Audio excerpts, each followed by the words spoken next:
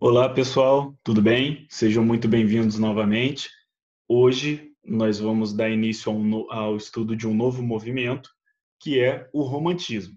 Nessa aula de hoje, nós vamos abordar a introdução e o romantismo de uma maneira mais geral, tudo bem? Então, nós vamos falar de contexto histórico, social, político da época, e características mais abrangentes e mais generalistas do movimento. Então, essa aula vai servir como uma introdução ao romantismo. A poesia, a produção literária mais especificamente, análises de obras e por aí vai, nós vamos fazer nas próximas aulas, tudo bem? Então, essa aqui vai ser uma aula um pouco mais generalizada, para que a gente possa fazer uma introdução ao movimento e ao contexto da época e fique mais fácil para entender depois as próximas aulas e as características do movimento em si e também a produção literária e artística como um todo desse movimento. Tudo bem? Beleza? Então vamos dar início ao estudo aqui do romantismo. Então vamos primeiro para aquele contexto histórico que a gente aborda sempre. O contexto histórico do romantismo ele se dá entre o século XVIII e XIX, principalmente ele na segunda metade do XVIII, começo do XIX. Um fator que influenciou bastante o romantismo foi a Revolução Francesa. A Revolução Francesa ela foi um marco ali, começou em 1789, se estendeu até o processo todo se estendeu até 1799 depois. E a Revolução Francesa ela foi um marco muito forte na, na, na Europa, porque ela marca essa troca de poder, vamos dizer assim. Então, anteriormente, nós tínhamos um governo absolutista, só que baseado na nobreza. Então, a Revolução Francesa ela vem para trazer os valores da burguesia. Lembra que nós tínhamos falado nas outras aulas, nos contextos históricos também, desse anseio, dessa vontade da burguesia de ter o poder político. Então, eles já começavam a se consolidar e ter o domínio econômico, só que eles queriam também fazer parte das tomadas de decisão, desculpa. E aí fazer parte da política, tudo bem? Então, a Revolução Francesa ela vai marcar essa ascensão, essa consolidação, esse estabelecimento da burguesia, principalmente na França, para também, para além do domínio econômico, também atingindo esse poder político. E isso depois gera muitos desdobramentos na Europa como um todo, porque a França acaba ficando muito visada após essa revolução. Outros regimes absolutistas dentro da Europa tinham medo de que a Revolução Francesa fosse algo que, como se fosse um efeito dominó, que culminasse na derrubada de outros regimes absolutistas pela Europa. Então, a França acabou recebendo, sendo visada e entrando em diversos conflitos, principalmente com a Inglaterra, durante o período pós-revolução. E aí nós temos também outra coisa bastante importante desse período, que é o liberalismo, que ela é uma teoria filosófica que vai também que vai em vários campos da sociedade, político, econômico, que prega as liberdades individuais e os direitos individuais. Guardem isso, porque isso é uma informação importante para nós entendermos as características do movimento, do romantismo como um todo. Tudo bem? Nós temos que lembrar também que nesse período aí do século XVIII, em 1776, nós temos a publicação do livro A Riqueza das Nações, do Adam Smith, que vai dar um arcabouço teórico para toda essa teoria e debate, principalmente no campo econômico. Então, nós vamos ter um desenvolvimento, principalmente nesse período de revoluções, que foi o século XVIII, um período de revoluções burguesas, e aí vai ter também o processo de independência das colônias da América, o declínio do absolutismo e do colonialismo. Então, nós temos o exemplo, além da própria Revolução Francesa, que foi uma revolução promovida pela burguesia com ideais burgueses contra a nobreza. vão ter também a independência, se nós podemos lembrar bem, né? A independência dos... É que aqui nós estamos focando na Europa, mas ao redor do mundo vai ter a independência dos Estados Unidos em 1700, naquela guerra, né? Em 1776, naquela guerra que durou de 1775 até 1783. Tem a independência do Brasil depois, em 1822.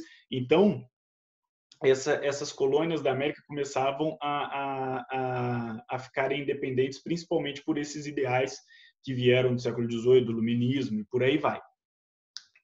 É importante nós entendermos, tá, pessoal, que aqui nós estamos falando do colonialismo e mais especificamente das colônias europeias na América. Depois, lá para o século, entre o século XIX e o século XX, vai ter o processo do neocolonialismo, que foi mais focado na exploração e na destruição do continente africano. Então, isso é um outro processo que nós vamos estudar também, mas quando nós formos falar do movimento que pertence àquele contexto, tudo bem? Então, aqui nós estamos falando do processo de colonialismo, que foi aquele que começou com as expansões marítimas e por aí vai. Então, nós vamos ter a independência de colônias da América e o declínio, vai começar o declínio do absolutismo, do colonialismo, e também nós vamos ter a Revolução Industrial, que ela começa em 1760, depois vai ali entre 1820 até 1820, 1840. De novo, só mais um lembrete, não precisa ficar na neura de ficar decorando data,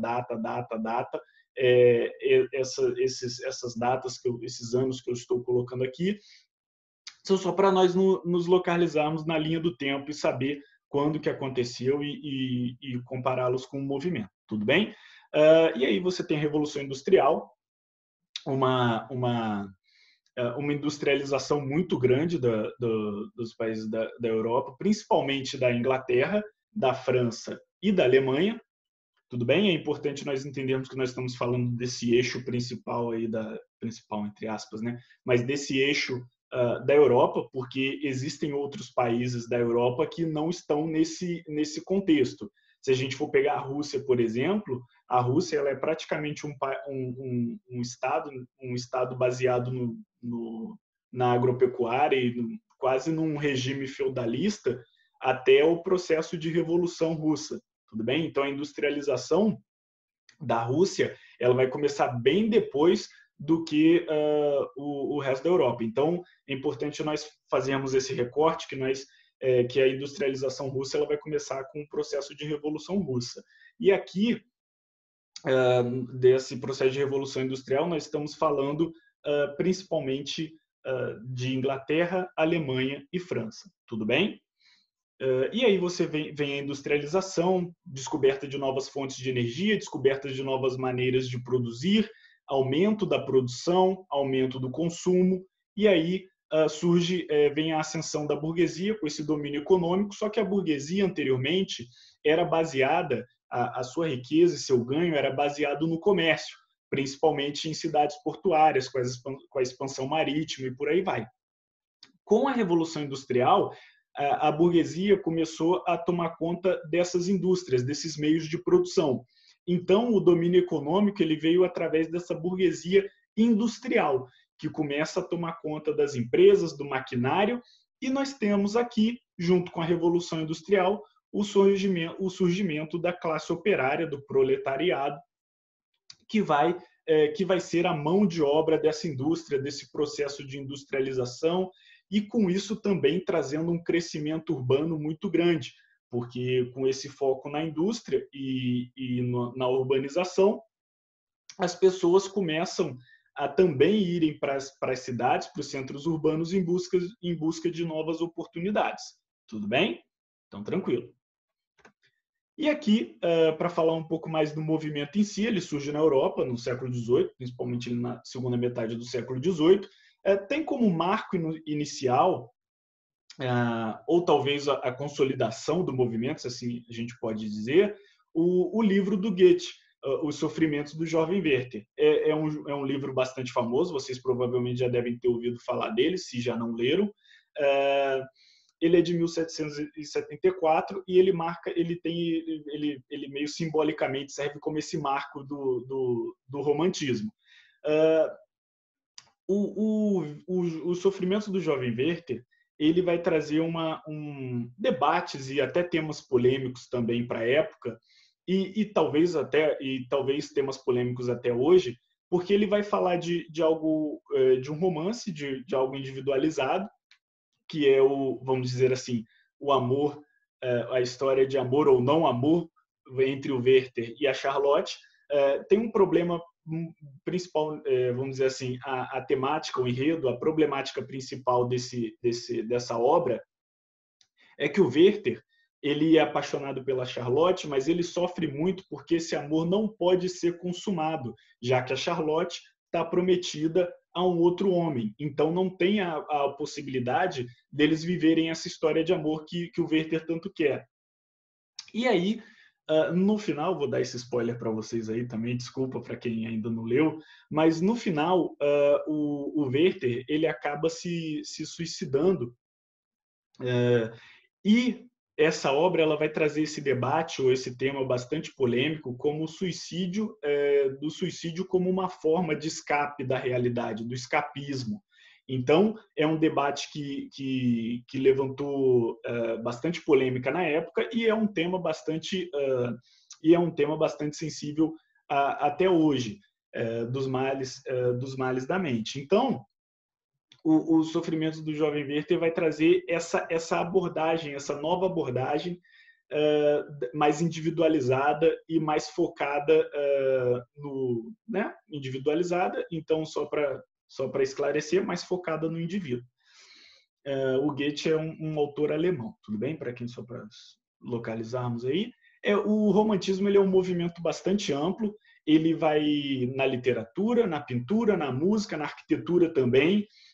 Como eu disse para vocês, o romantismo, e aí a gente estava falando do liberalismo, o Victor Hugo, que é um importante autor do romantismo, ele escreveu uma obra bastante famosa também, Os Miseráveis, vocês também já devem ter tido contato com essa obra, seja por livro, uma adaptação cinematográfica e por aí vai.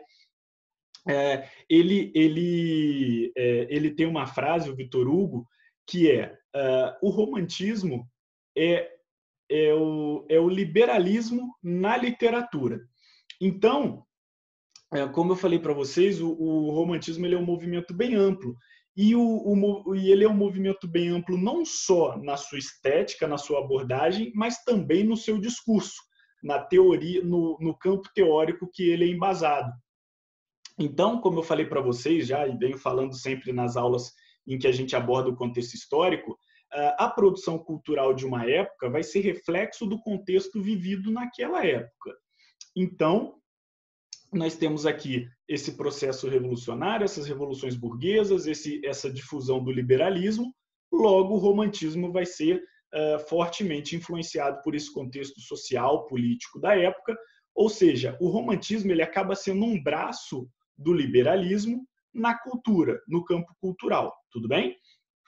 Então, ele é um movimento bastante amplo, que ele aborda literatura, pintura, música, arquitetura, além da abordagem do liberalismo na economia, na política e por aí vai. Só que, na aula de hoje, nós vamos focar nesses 3 pontos, na introdução desses 3 pontos, que são literatura, pintura e música. Tudo bem? Beleza. O principal ponto que a gente tem que ver aqui sobre o romantismo é que ele vem para se opor ao classicismo e aquela abordagem mais racional, tudo bem? Então, o romantismo ele vai priorizar o sentimento e vai se opor, abolir a racionalidade. Então, ele vem para se opor ao classicismo e o movimento anterior também. Lembra que nós falamos do arcadismo, que era o movimento anterior, e o arcadismo ele também era conhecido como neoclassicismo, que é o novo clássico. O romantismo ele vem para se opor a tudo isso. Então, ele vai se opor ao racionalismo e vai valorizar o sentimento. Vai trazer, então, quando ele traz essa abordagem sentimental, quase que de forma idealizada e até uma abordagem, uma visão utópica, nós vamos ter também a valorização de outras coisas, de outros fatores, a idealização de outros fatores que cercam os autores. Então, você vai ter a idealização do amor, a visão utópica e perfeita do amor, você vai ter a idealização da nação, então vai ter essa visão nacionalista, que é o quê? Que é a idealização da nação, ou seja, é, o, é, a minha nação é linda, é bonita, minha terra, e por aí vai. E isso, esse discurso nacionalista, e que vem junto com o romantismo, ele vai ajudar num processo histórico da época, que é o quê? A consolidação dos Estados europeus. Então, nós estamos falando aqui aqui é importante nós fazermos esse paralelo entre o contexto histórico e a produção cultural, porque esse discurso nacionalista presente no romantismo, ele vai servir também para trazer uma consolidação dos Estados europeus, ou seja, nós tínhamos um processo de declínio do absolutismo, da monarquia absolutista, e um começo dessas novas formas de estados. E por aí, e com isso é necessário que haja uma consolidação, eles se estabeleçam, eles sejam estáveis, tudo bem? Eles sejam uma forma confiável de se gerir. Então, esse discurso nacionalista vem como uma forma também de propaganda para que outras pessoas que tenham contato com essa obra, que leiam e por aí vai, também comprem a ideia, vamos dizer assim. Tudo bem? E aqui nós vamos às características principais do romantismo. Nós temos o individualismo, como eu falei para vocês, e aí a gente tem que fazer aquele paralelo entre contexto histórico e movimento artístico. O individualismo ele vem muito dessa ideia do liberalismo, das liberdades individuais. Então, o individualismo vai ser a valorização do indivíduo e a priorização do indivíduo em relação ao todo. Tudo bem? Então, nós temos aí a subjetividade. A subjetividade ela vai ser também algo que representa o caráter pessoal do romantismo e das obras da época. A subjetividade ela vai trazer essa visão pessoal sobre algo. Então, vamos supor, por exemplo, nós estamos falando aqui, vamos falar de uma obra que trate de algo subjetivo, como um sentimento, como o amor, por exemplo. O amor ele pode ser sentido ou expressado de formas diferentes para cada indivíduo e pelo conjunto de experiências que esse indivíduo teve através da vida. Então, vamos supor, por exemplo, um mesmo acontecimento pode gerar um sentimento em mim, pode gerar um outro tipo de sentimento numa pessoa A, um outro tipo de sentimento numa pessoa B, e por aí vai. Isso vai variar de acordo com o contexto de cada um, e vai variar também que tipo de sentimento que um acontecimento nos desperta, vai variar de acordo com as experiências que nós tivemos durante a vida. Então, partindo desse princípio, a subjetividade seria isso, seria essa visão particular e pessoal sobre algo. Aí nós vamos ter também a idealização não só do amor, vamos dizer assim, do romance, mas também a idealização de outros aspectos, como a história, idealização da nação, que foi o próprio nacionalismo que nós falamos um pouco no slide anterior, e por aí vai. Idealização é ver as coisas como perfeito, né? Como ideal, tudo bem? Isso é a idealização. O sentimentalismo exacerbado, então, vem desse caráter individual e subjetivo, e aí o sentimentalismo ele vai ser explorado e expressado de uma forma bastante exagerada. O egocentrismo, de novo também vindo desse contexto histórico e derivando dessas características principais, que é o eu na frente do todo. Então, o egocentrismo ele vai colocar o próprio indivíduo na frente da parte, né? A parte na frente do todo, né? O próprio indivíduo na frente do todo e como prioridade. Nós temos outra característica importante, que é a natureza interagindo. Isso nós vamos poder ver principalmente nas pinturas do romantismo. Nós temos algumas aqui que nós vamos poder analisar. E aí, a natureza interagindo, porque a natureza ela também vai ser utilizada para expressar o sentimento do autor. Nas pinturas, quando tiver os exemplos, vocês vão poder perceber isso melhor, mas dá para perceber um exemplo básico. Quando uma imagem retrata algo feliz, a paisagem está bonita, a grama verde, dia ensolarado. Quando é algo triste, está nublado, folhas secas, aquela coisa mais cinza, mais turva. Então, a natureza ela também vai ser utilizada como um meio do artista expressar o sentimento dele e passar a mensagem ao espectador, ao leitor, tudo bem? O grotesco e o sublime, então, como nós estamos falando aqui de algo bastante individual e algo que é principalmente baseado no sentimento e na razão, então o sentimento ele vai trabalhar com os extremos.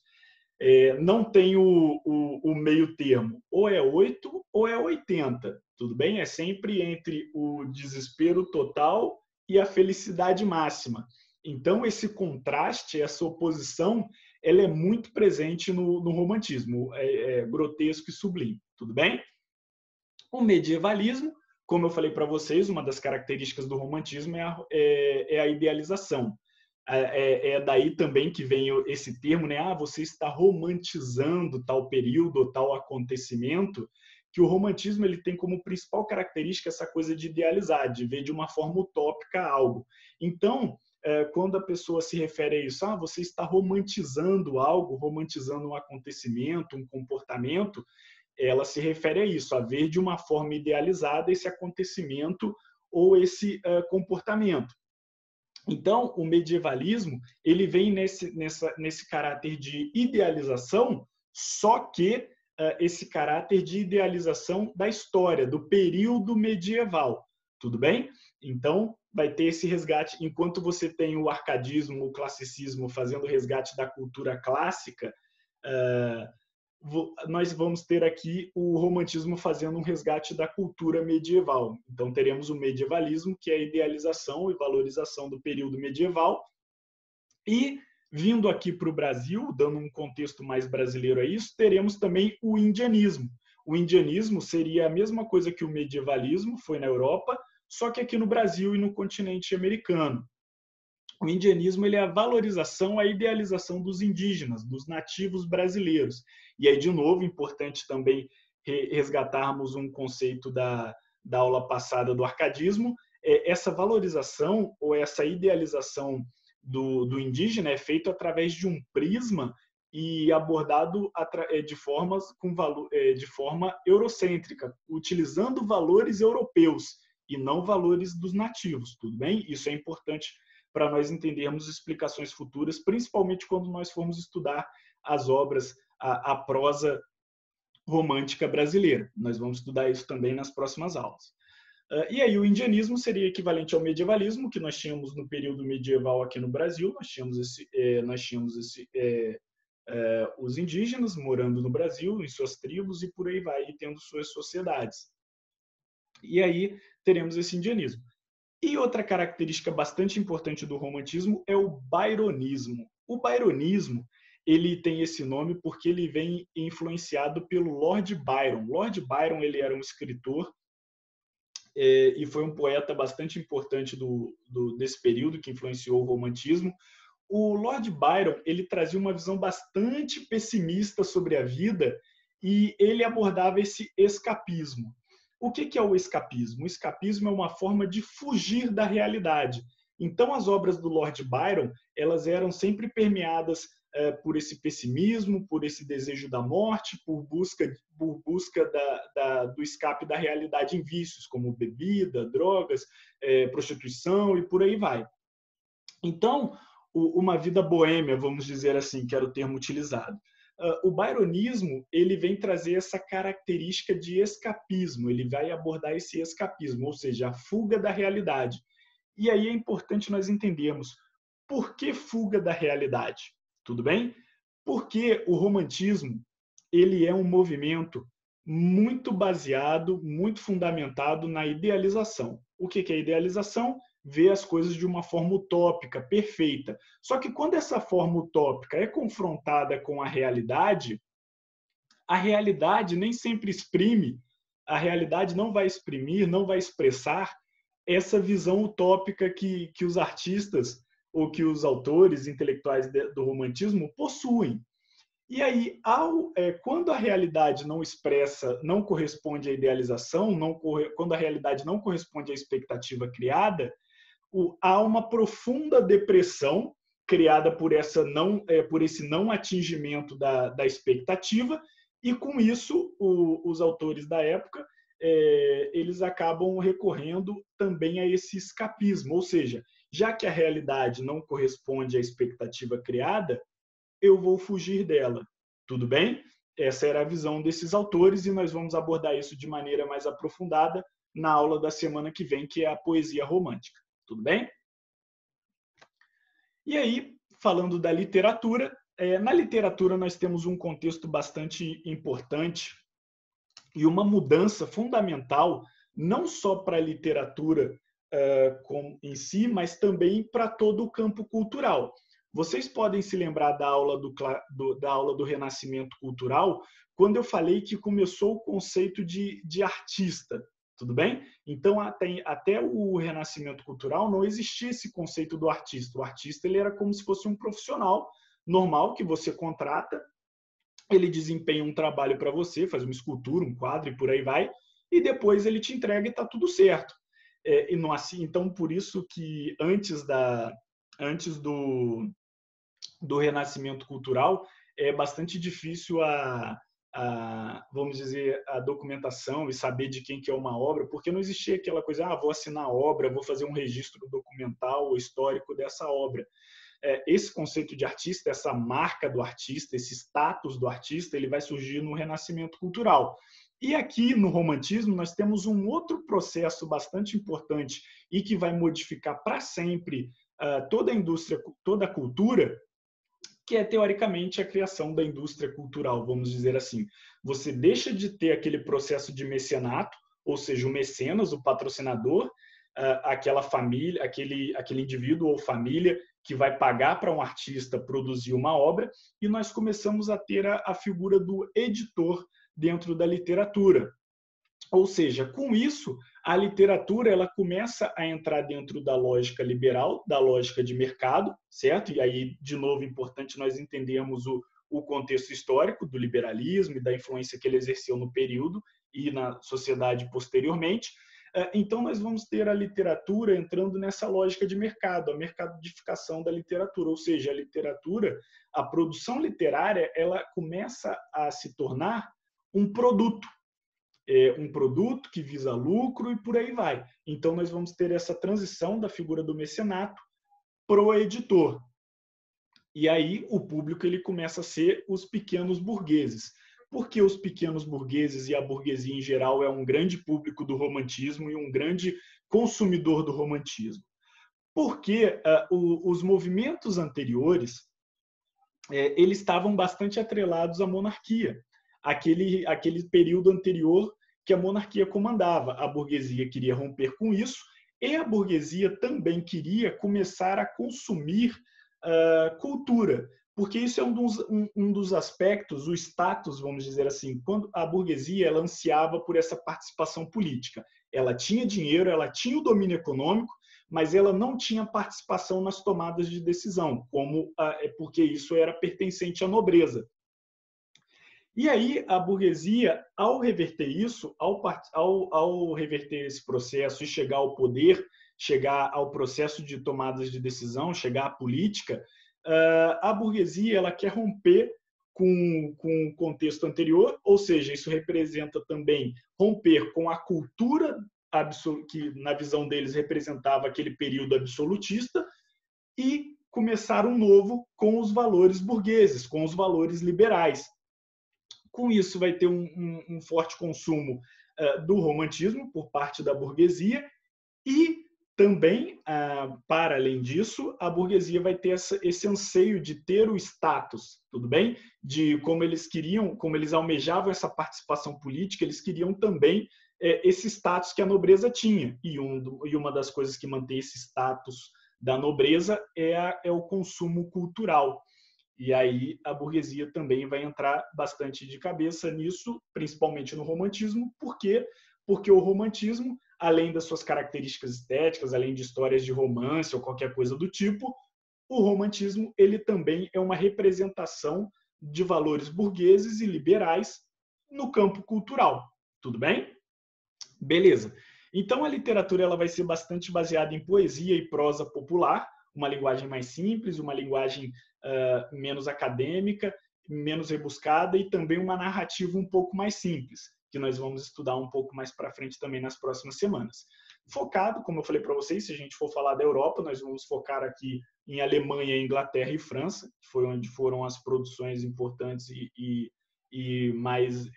tiveram mais exposição e mais alcance na sociedade ocidental. A literatura ela abandona as formas fixas, então vocês devem lembrar que no classicismo e depois no neoclassicismo, no arcadismo, nós temos aquela coisa dos sonetos, as formas fixas, delimitadas. Aqui no romantismo não existe isso. No romantismo, o romantismo, e aí de novo, por causa da influência do contexto histórico, social, político, com o liberalismo, uma das principais características do romantismo é a liberdade. É o autor ter uma liberdade para fazer da forma com que ele achar melhor.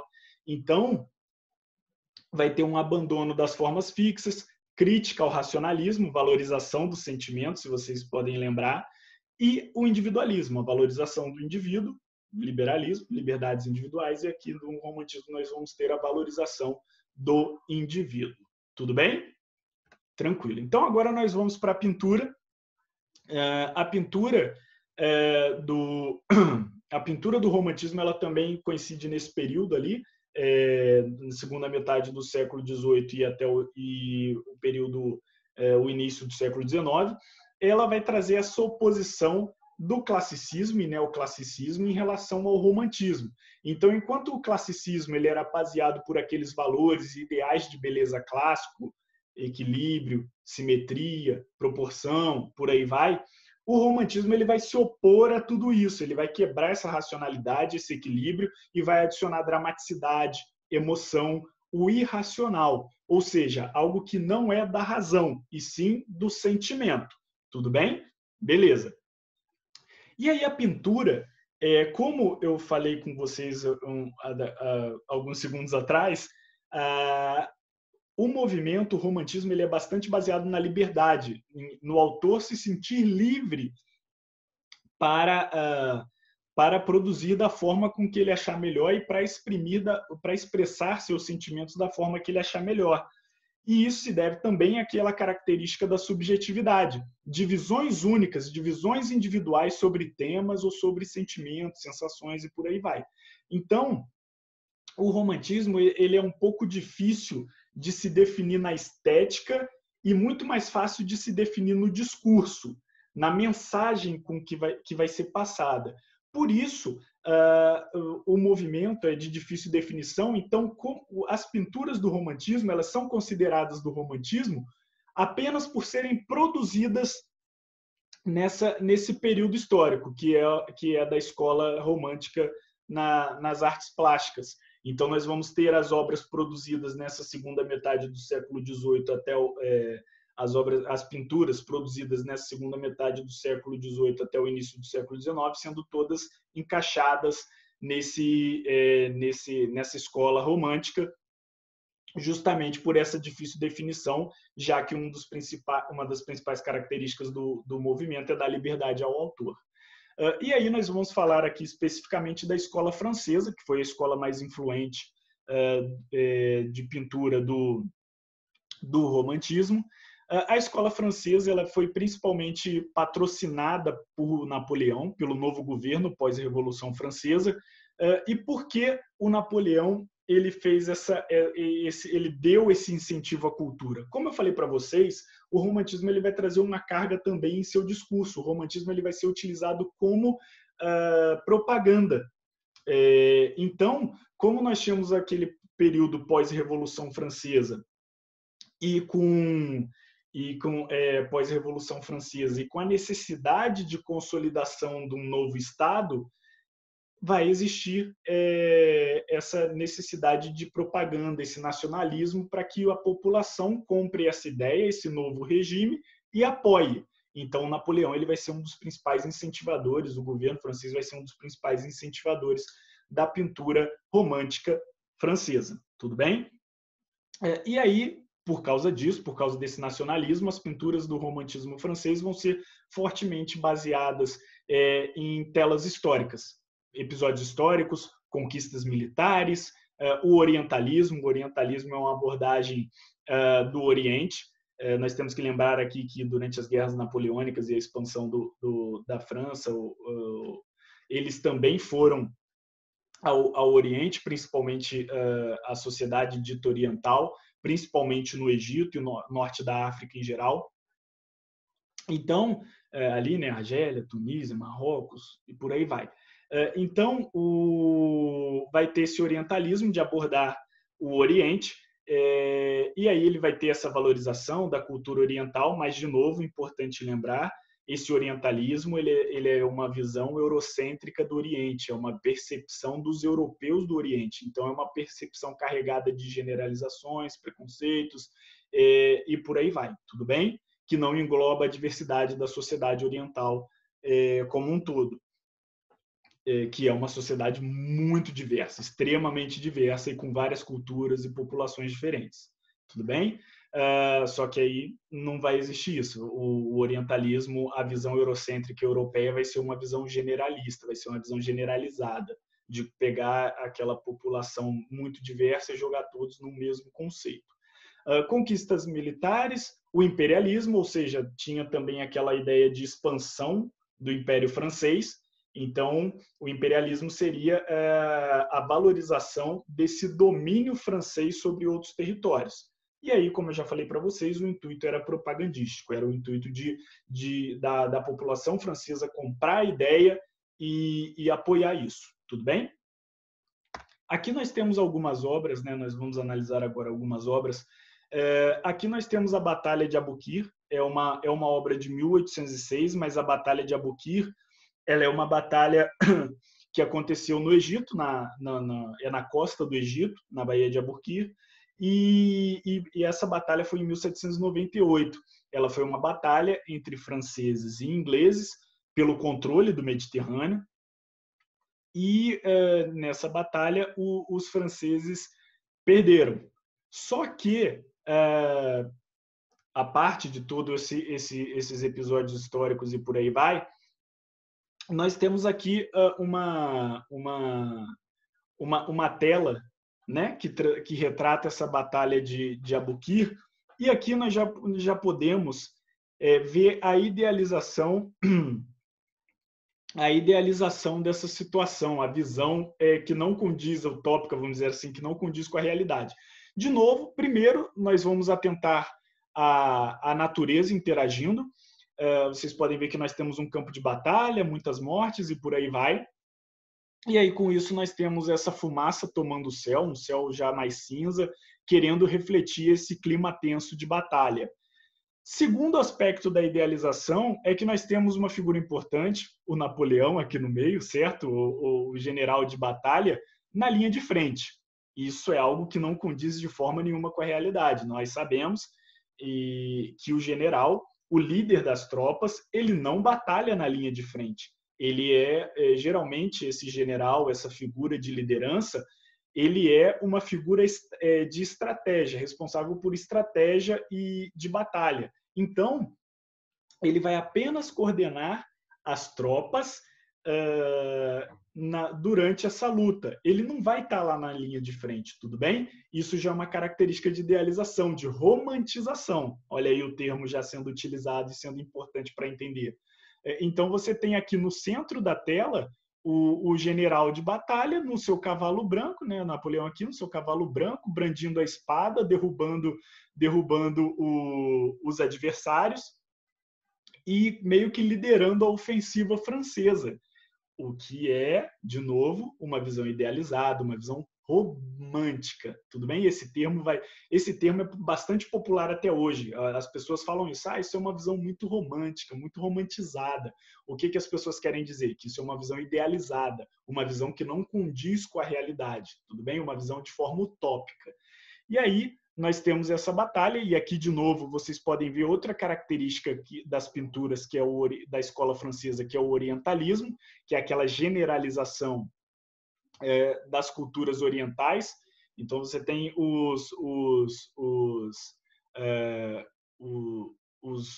vamos dizer assim, os guerreiros uns guerreiros que representam o Oriente estão sendo massacrados aqui durante essa batalha, fugindo de Napoleão. Eles demonstram também pouca, vamos dizer assim, pouca nobreza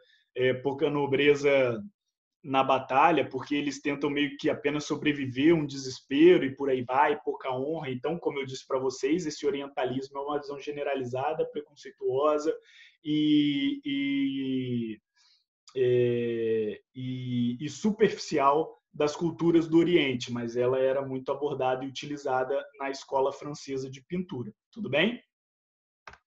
Aqui nós temos O Último Granadeiro de Waterloo, a obra é de 1863, do Vernet, o Waterloo, só para a gente de novo entender, é uma batalha que aconteceu em Waterloo, na Bélgica, no território belga, de novo da França contra a Inglaterra e os seus aliados. Então, como eu falei para vocês, a França, após a Revolução Francesa e a derrubada do absolutismo francês, da monarquia francesa, acabou se tornando alvo de outras monarquias absolutistas da Europa, porque eles tinham medo de que um possível sucesso da França nesse novo regime fosse também influenciar outras revoluções, vamos dizer assim, ou outros processos de derrubada de monarquia em outras nações, o que no final, teoricamente, se confirmou correto, já que o absolutismo ele acabou entrando em declínio, em alguns lugares de forma mais pacífica, em outros nem tanto. Então, a Revolução Francesa meio que deixou esse legado e esse efeito dominó pela Europa. E aqui O Último Granadeiro de Waterloo mostra o pós-batalha desse granadeiro, ou seja, o último granadeiro. Então você já percebe que ele é o último do pelotão dele, do esquadrão dele, e ele está sentado ali, ferido, com algumas bandagens, principalmente aqui vocês podem ver na perna, roupa rasgada, o sangue na roupa. Vocês podem ver aqui uma cruz, como se fosse simbolizando uma morte aqui, e por aí vai. Então, vocês podem ver a tristeza, a reflexão dele do pós-guerra, essa tristeza de ter vivido aquela batalha, de ter visto seus companheiros mortos. E para retratar esse sentimento, aqui de novo a natureza interagindo. Ó, cores pouco... A cor da vegetação está pouco viva, está um pouco mais... desaturada, né? E também a paisagem, nós podemos ver aqui o céu bem cinza, um nascer do sol vindo aqui como se fosse uma possibilidade de algo novo vai chegar e por aí vai, mas que está escondido ainda. Então é toda aquela depressão, aquela tristeza pós-batalha, tudo bem? Que é o sentimento que o autor quer te retratar. E aí talvez a obra de pintura romântica mais famosa que exista de pintura romântica ocidental mais famosa que exista aqui, é A Liberdade Guiando o Povo, do Delacroix. A Liberdade Guiando o Povo, ela já traz outro aspecto de idealização, que é o quê? Que é você personificar a liberdade, personificar o conceito de liberdade. Então, ou seja, a liberdade, ela ganha uma forma humana e é como se ela estivesse liderando o fronte da Revolução Francesa, essa batalha da Revolução Francesa pela liberdade, né? De novo, na visão da burguesia, se livrar do domínio da monarquia.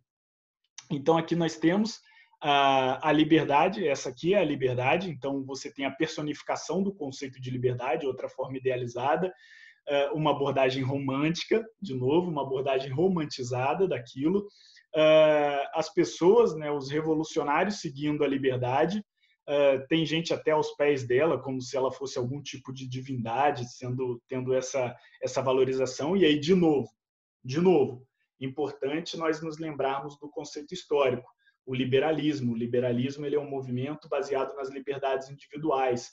Então, você tem como mais importante dessa sociedade, numa sociedade baseada em preceitos liberais, você tem como mais importante esse valor da liberdade, da individualidade, do individualismo. Então, você tem essa abordagem sendo feita aqui. Olha esse cara aqui que está nos pés da liberdade, ele olha ela como se estivesse adorando. Então você tem essa supervalorização, essa exaltação, essa idealização, essa romantização do conceito de liberdade. Outra coisa aqui da natureza interagindo, vocês podem perceber também que em volta está tudo escuro e tem um facho, né, um raio de luz na liberdade.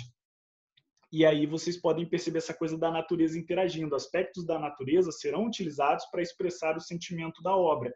E aí você tem aquela coisa quase que como se fosse um teatro, né? Vocês já assistiram uma peça de teatro, vocês podem perceber isso.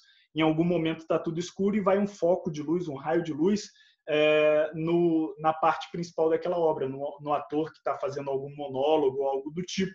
Então, é uma visão dramatizada, romantizada, tudo bem? Que tem esse aspecto artístico, teatral, e uma visão idealizada, uma visão que não corresponde à realidade, tudo bem? Porque a realidade ela não é perfeita, ela não é utópica, e aí tem essa visão dentro dos valores burgueses e dos preceitos liberais, tudo bem? Perfeito. Agora, para finalizar, nós vamos para a música. A música ela é dividida de uma forma diferente da literatura e da pintura. Então, nós vamos ter a Era Romântica. A Era Romântica ela começa ali mais ou menos em 1815 e vai até o final do século final não, desculpa, início do século XIX ou final do século XVIII. Ah, não, final do século XIX mesmo, tá certo, desculpa, perdão, me confundi aqui. Final do século XIX, é isso mesmo. Então, ela começa ali em 1815 e vai ali mais ou menos até 1880 e por aí vai. Então, a data não é fixa, assim, vamos dizer assim, há algum debate ainda entre os historiadores e os musicólogos sobre essa data certinha. Mas essa era romântica da música, então você tem, antes da era romântica, você tinha a era clássica, o classicismo se estendeu por todo esse período, desde o começo lá do classicismo, quando nós estudamos, até agora, no século XIX. E aí, depois da era clássica, começa a era romântica. E a era romântica ela vai se estender por dentro desse período do século XIX. Ela vai trazer o ideal de verdade relativa, e aí, como nós já falamos do sentimentalismo exacerbado, da valorização do indivíduo, a música romântica ela vai trazer uma visão de que só a emoção, só o sentimento e a intuição podem explicar a realidade. Isso vai fazer o quê? Isso vai se opor aos conceitos clássicos. Isso vai opor ao racionalismo do classicismo. Tudo bem? Então, nós vamos ter bastante características aqui importantes dentro da música romântica, que é o quê? A flexibilidade. Ou seja, de novo, a gente já tinha abordado aquela coisa, uma das principais características do romantismo, e por isso sua definição de várias obras diversas, é porque uma das principais características é a liberdade dada ao artista.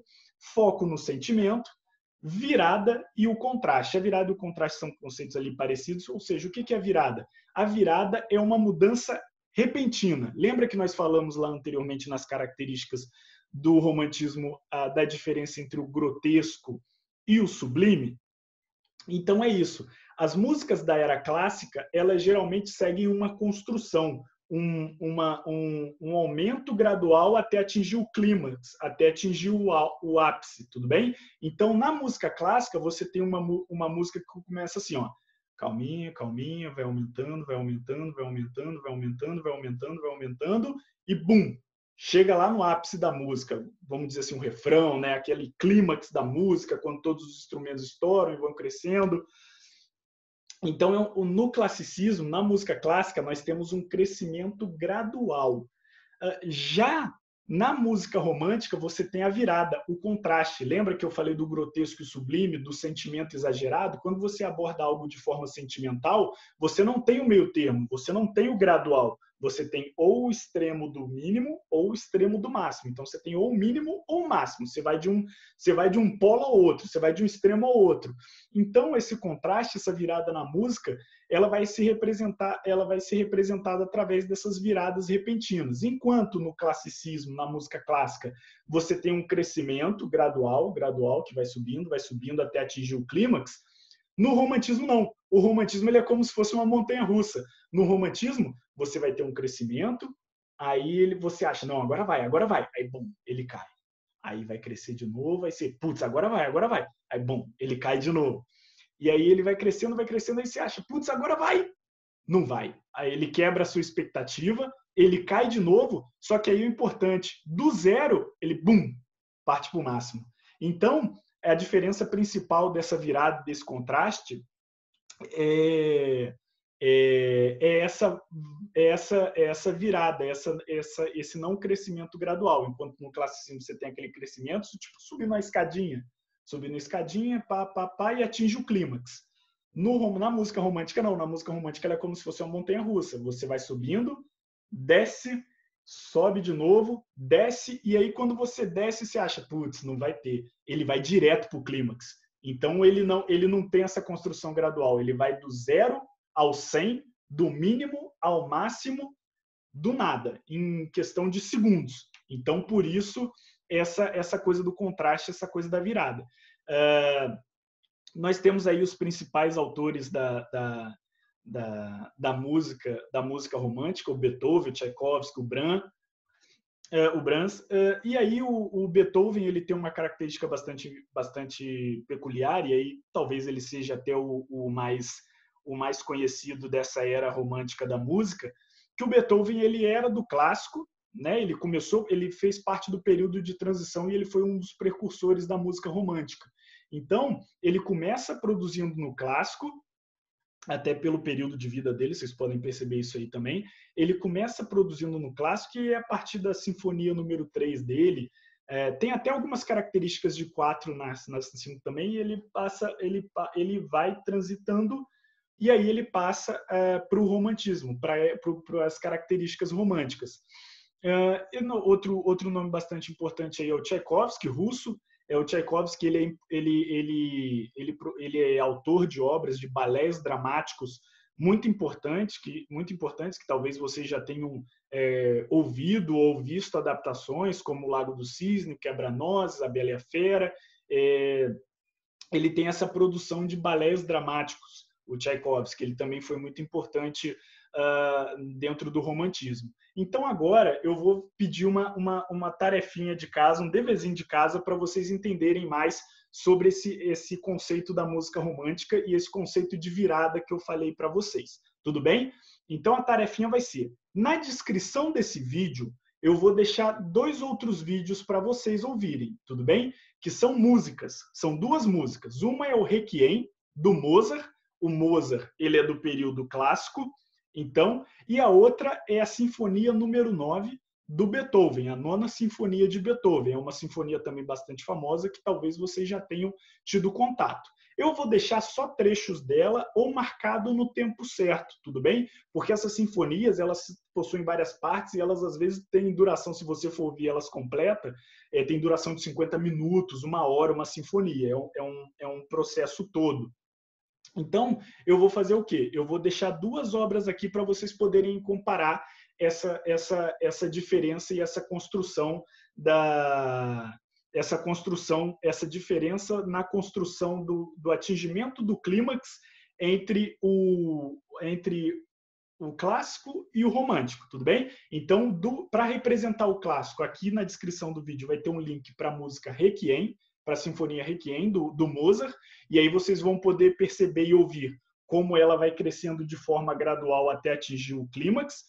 E também na descrição desse vídeo eu vou deixar o link, já no tempo certo, da 9ª Sinfonia de Beethoven, no tempo certo, para que vocês possam perceber como é feita essa variação. Como ele sobe, e aí ele vai crescendo, depois ele vai para o nada, ele vai crescendo de novo, ele vai para o nada, e aí quando ele está no 0, ele pula direto para o 100, ele pula direto para o clímax, tudo bem? Então, vocês vão perceber essa diferença. E aí, eu vou deixar aqui embaixo, na descrição do vídeo, essa tarefinha para vocês, ouvirem esses 2 trechinhos que eu vou botar aqui das músicas, do Mozart representando a construção clássica, do Beethoven representando a construção romântica, e aí vocês vão poder, ouvindo essas músicas, perceber a diferença. Tudo bem? Muito obrigado pela atenção, pessoal. Por hoje é só. terminamos aqui a nossa introdução ao romantismo. Nas próximas aulas nós vamos voltar ao romantismo. O romantismo ele é um tema bastante importante e que precisa ser abordado.